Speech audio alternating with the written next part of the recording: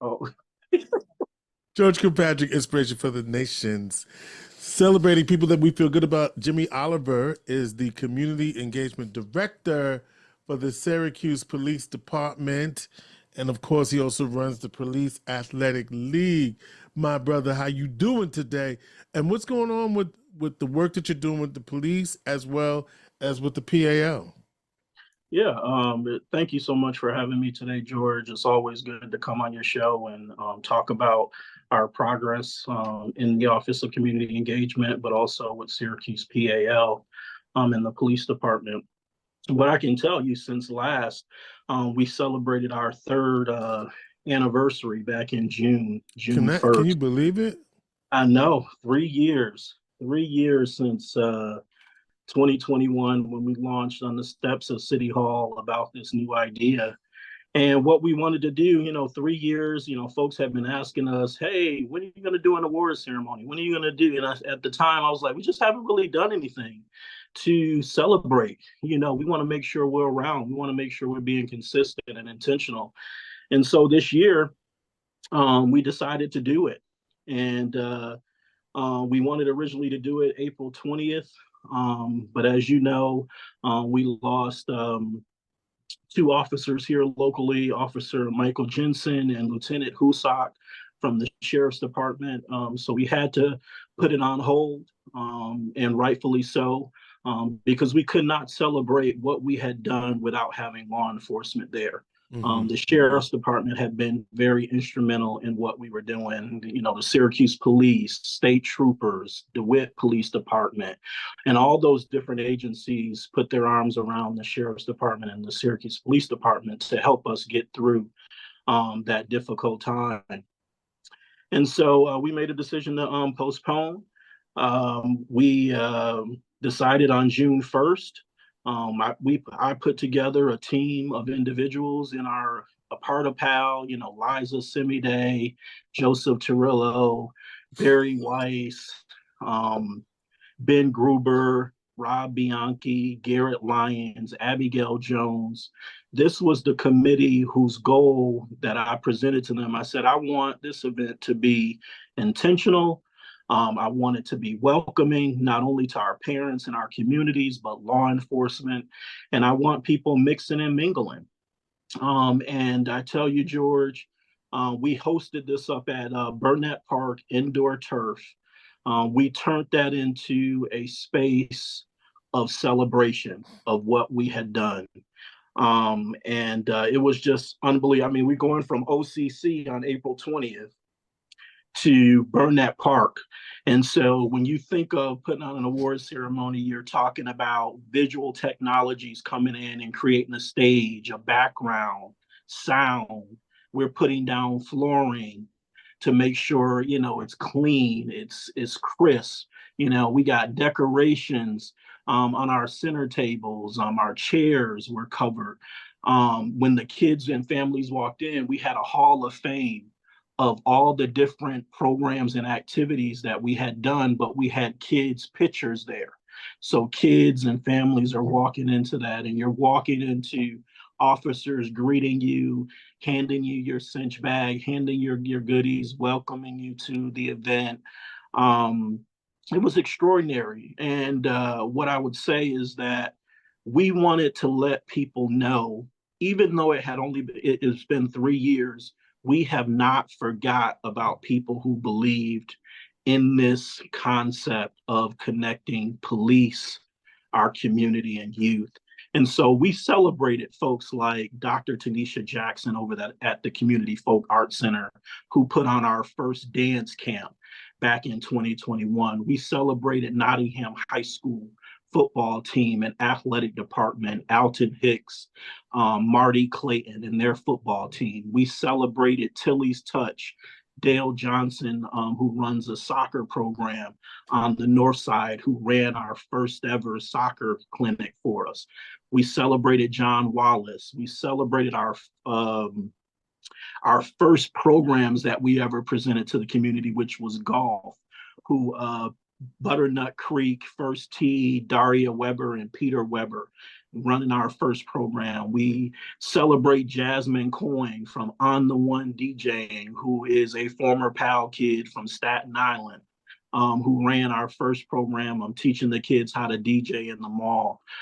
We celebrated Pam Hunter, who was the first person to ever sow a seed into this mission. We celebrated her.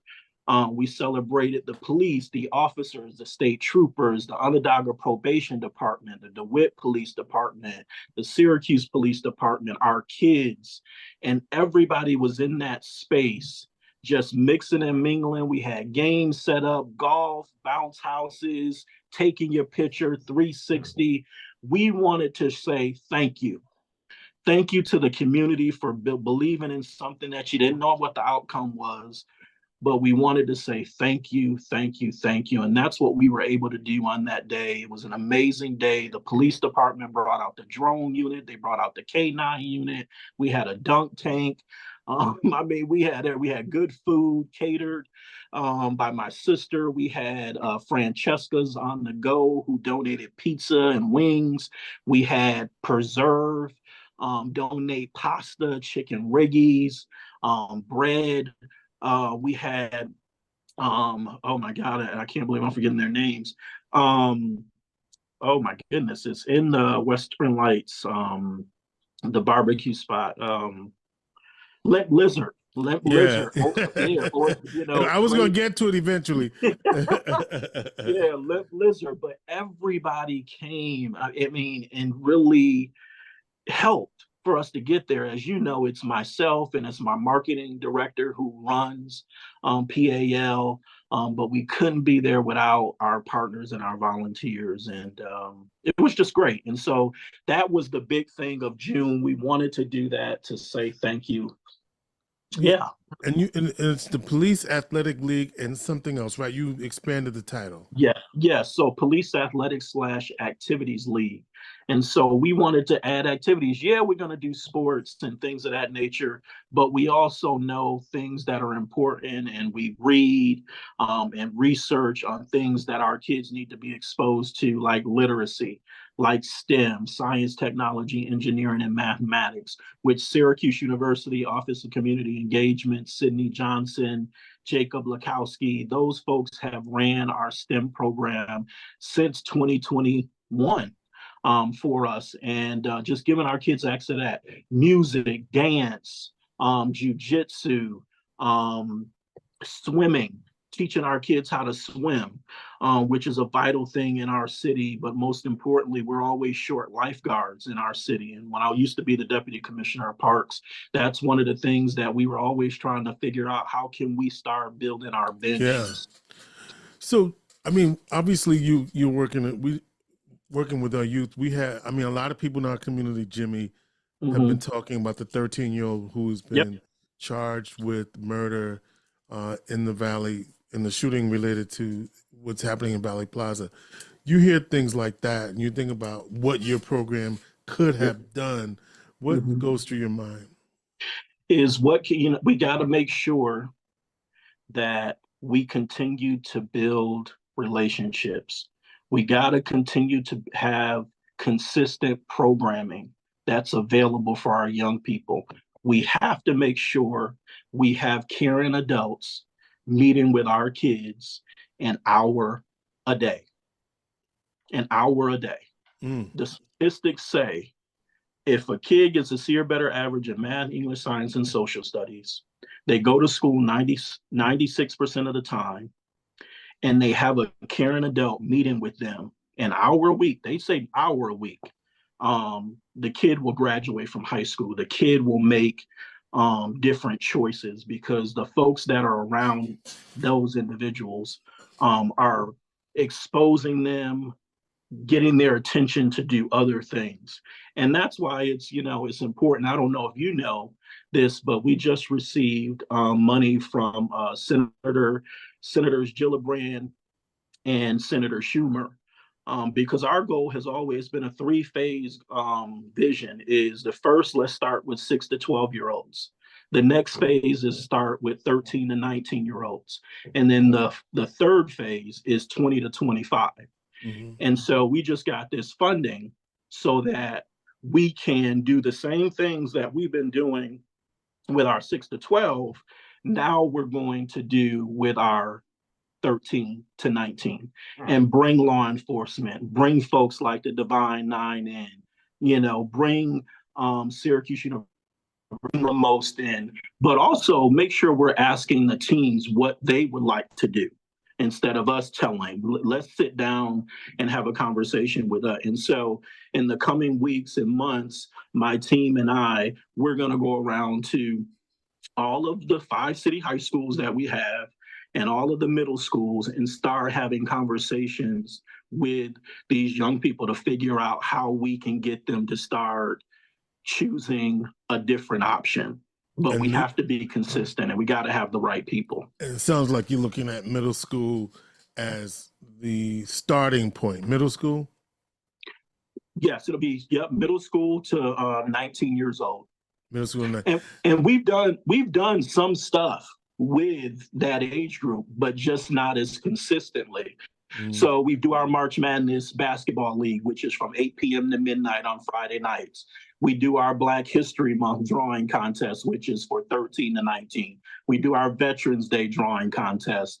We do those things, but as far as program, youth development, proactive type stuff, we have not jumped into that, but we're ready to do that. We're ready to talk to our partners who are already on board about how can we start bringing that number down. We got too many kids, they're breaking into cars, these quality of life issues that we're having in our city. We have to start stealing cars too. We're seeing stealing cars too. Yeah, I'm sorry. I don't know if I can't hear you, George. All right. Stealing cars. Stealing cars too. Stealing cars. Yeah, too. Stealing cars. But we have to rally.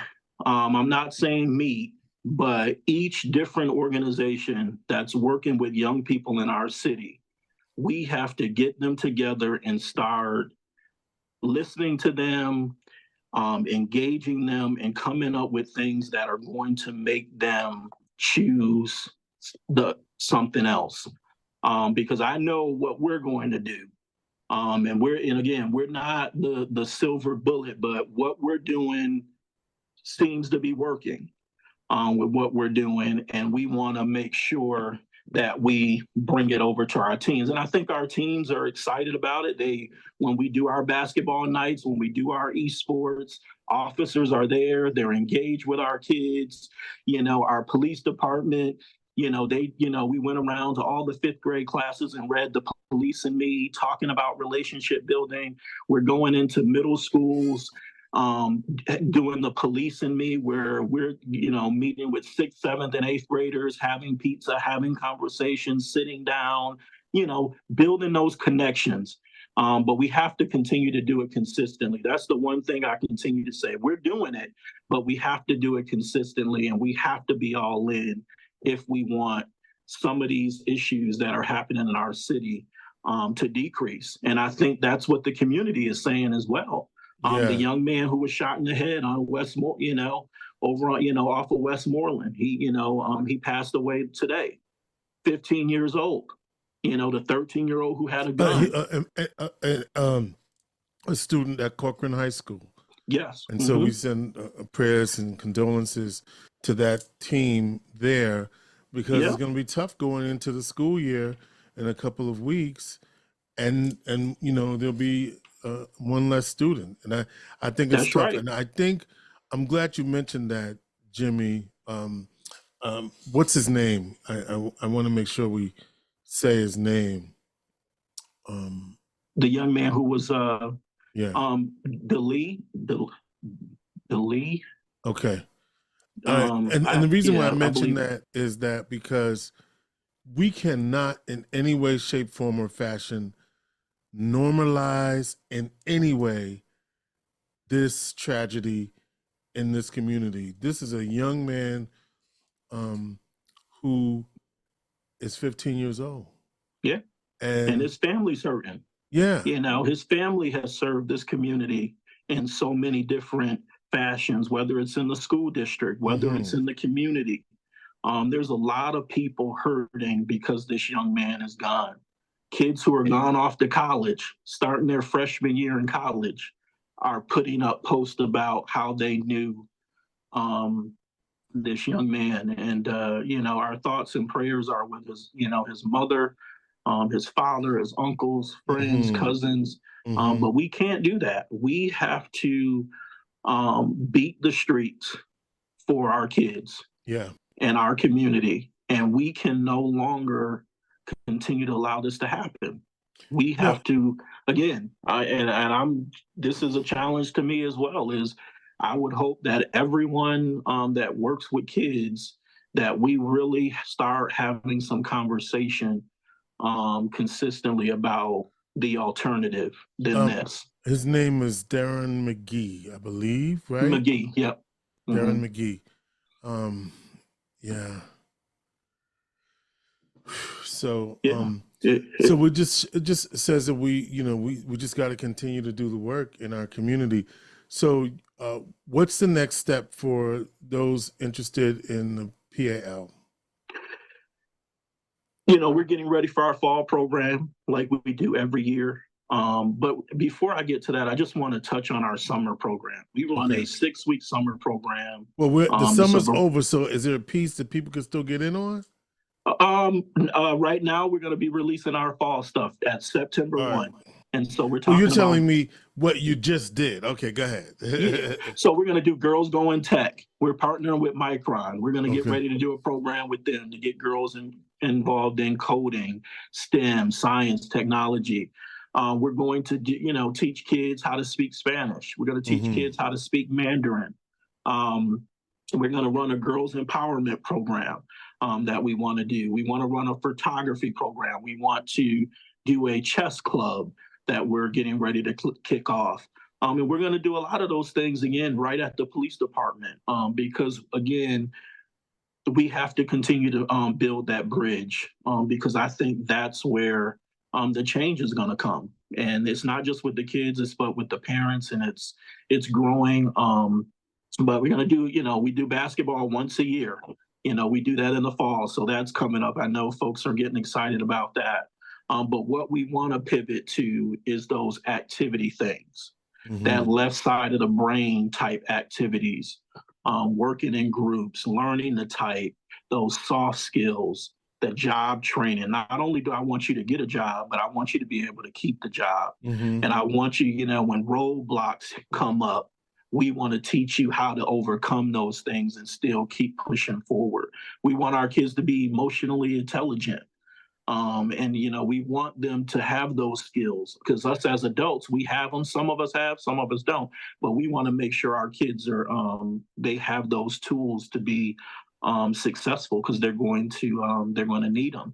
And another challenge I'll make out is our juniors and seniors in high school and our college kids. We need you to come back and talk to our young people. Yeah. We need you to come and talk to them about the roadblocks that you went through, but you continue to keep going to get to where you are. We need to have those conversations. Our kids need to have mentors. They need people that they can talk to. The pandemic it really hurt our teenagers, our 14 to 20-year-olds. They hurt us. And we have to bring them in. We have to start having conversation with them and listening.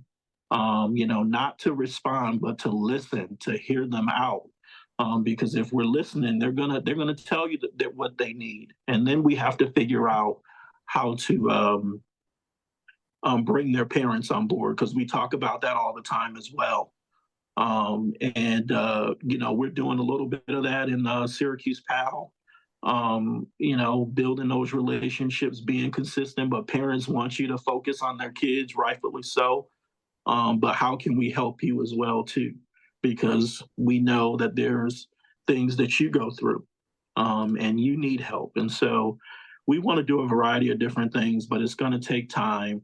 But our goal, as it always been, start with 6 to 12-year-olds, then with 13 to 19-year-olds, then 20 to 5, because we want to follow them. All right.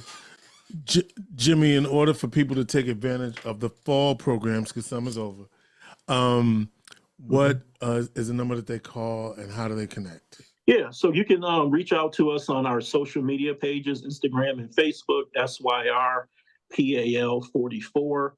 You can email us at SYRPAL@syracusepolice.org. If you want to give us a call, you can reach out to us at 315-870-5288. And all those things will be posted on our social. We'll be sending them out to the schools, getting approval. So parents, make sure you go to the main office. That's where our flyers will be. The secretaries will have them. All right. You just have to say, hey, I heard there's some flyers here, for fall programming for Syracuse PAL, and I want to get my kids signed up. And if you want to come down to the police department, we would love for you to come down there as well and sign your kids up, say hello. Take them down to the police department for a good reason. All right. Yes. Not for your boot, not for your ticket, not to for other things. No, I'm coming here to sign up for a program because, I have Sergeant Blake or Deputy Chief Russin or Lynn Brantley and Detective Don Daly. They're running a program that I want to be a part of. All right, that's Syracuse PAL. Check them out on all social media platforms. Jimmy, we got to run, but it's always good to talk to you and get an update. Come back again soon and let us get an update on some of the fall programs and how we can get involved. Jimmy Oliver, absolutely. Thank you so much for having me, George, and you continue to be well. All right. You and your family. I know your son just celebrated a birthday, so tell him happy birthday. Thank you. I'll see you soon. Thank you. Inspiration for the nation.